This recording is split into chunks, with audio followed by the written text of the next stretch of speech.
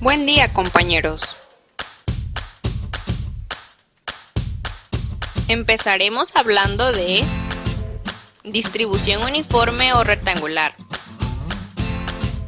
De todas las distribuciones que se harán mención, esta tiende a ser la más simple, pero primero tenemos que identificar cuándo estamos hablando de ella.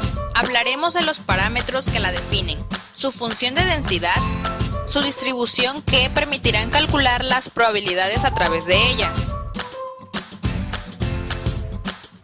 Se dice que una variable x posee una distribución uniforme en el intervalo a-b si su función de densidad es la siguiente, es decir, f de x es igual al cociente que hay entre 1 sobre b menos a para los valores comprendidos entre a y b.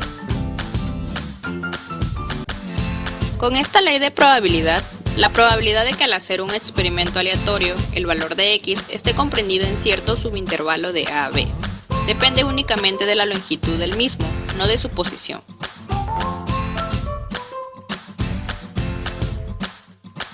Aquí, en la figura de la izquierda, podemos observar la función f de x entre a y b, donde se forma una recta paralela al eje de x, creando así un rectángulo. Mientras que en la imagen de la derecha se observa que ya se ha tomado la integral de esta función, la cual está marcada con mayúscula f de x y se crea una línea recta desde 0 al valor de 1. Por tanto, podemos decir que en una distribución uniforme la probabilidad de todos los puntos del soporte es la misma, teniendo en cuenta que si x pertenece a intervalo de a b, en la imagen se aprecia la integral de la función que es x menos a entre b menos a.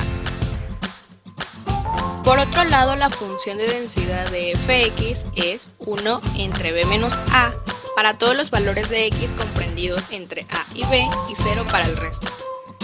Y la función de distribución contiene todos los datos que son los de la derecha en la imagen de abajo.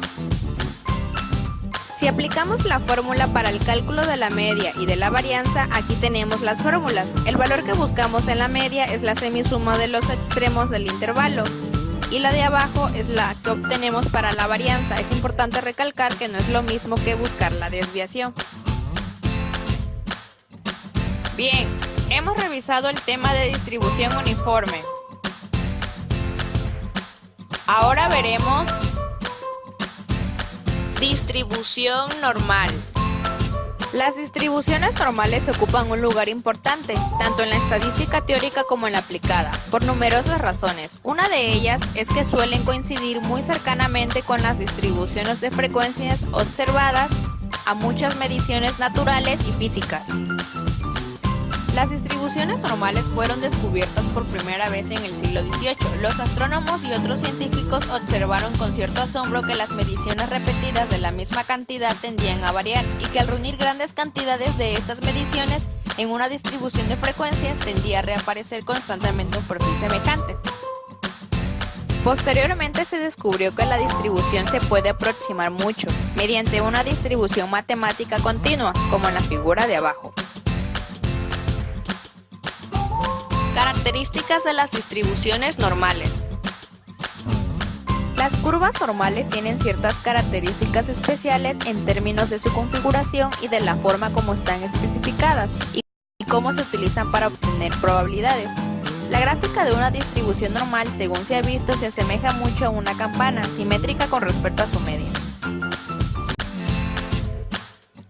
Se acerca más al eje horizontal a medida que aumenta la distancia con respecto a la media, pero nunca toca realmente el eje. Teóricamente los valores posibles van de menos infinito a más infinito.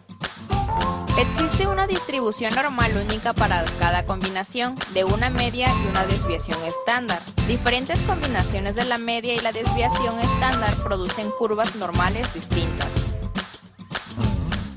La probabilidad de que una variable aleatoria que está distribuida normalmente asuma un valor entre dos puntos cualesquiera es igual al área bajo la curva normal entre esos dos puntos.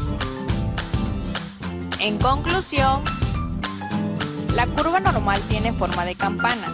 Es simétrica con respecto a la media de la distribución. Se extiende de menos infinito a más infinito. Cada distribución normal es completamente especificada por su media y desviación estándar. El área total bajo la curva normal es el 100%. created using Powtoon.